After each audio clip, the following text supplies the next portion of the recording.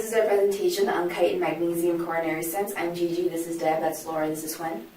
So the need statement for our project is to create a bio-inspired and biodegradable polymer-based stent to reduce the occurrence of restenosis and thrombosis in the coronary artery. Coronary artery disease is caused by a buildup of plaque in the coronary arteries that reduces the amount of blood flow to the heart. It kills over 370,000 Americans per year, and in order to treat it, over 1 million stents are placed annually. This treatment costs over $100 billion for the United States. And yet retinosis still occurs in at least 10% of all stents placed. In addition, thrombosis occurs in up to 16% of all stents. These are exacerbated by the fact that the current stents on the market are 1,000 to 100,000 times stiffer than the native coronary artery.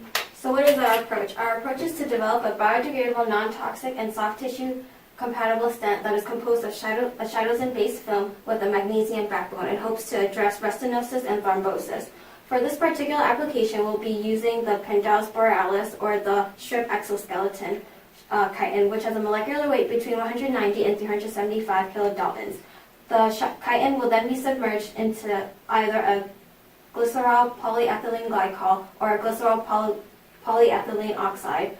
It will then be submerged into an epoxy compound in hopes to maximize its biocompatibility, ductility, and minimize the crystallization.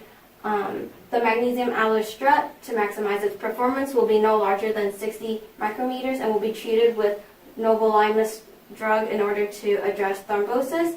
The chitin, along with the magnesium alloy strut, will then be seeded with the vascular endothelial growth factor through plasma immersion ion implantation, and this is what the end result would look like.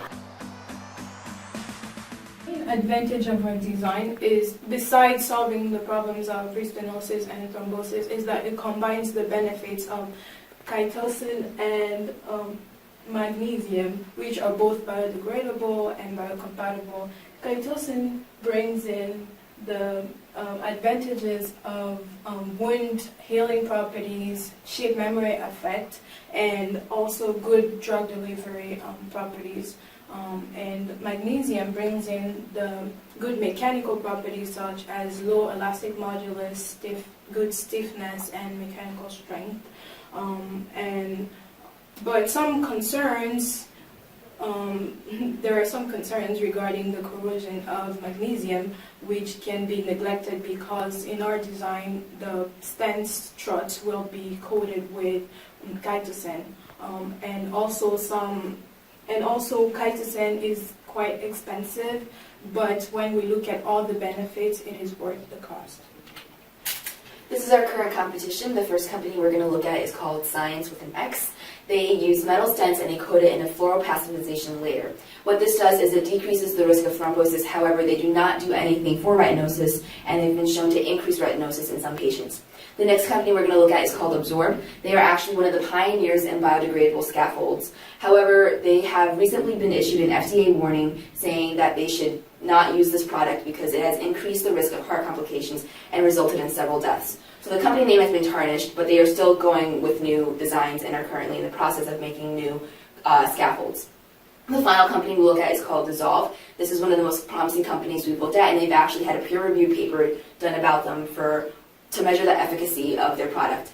What the paper has shown is that they don't have any X-ray visibility, which our product will address because we have a magnesium backbone.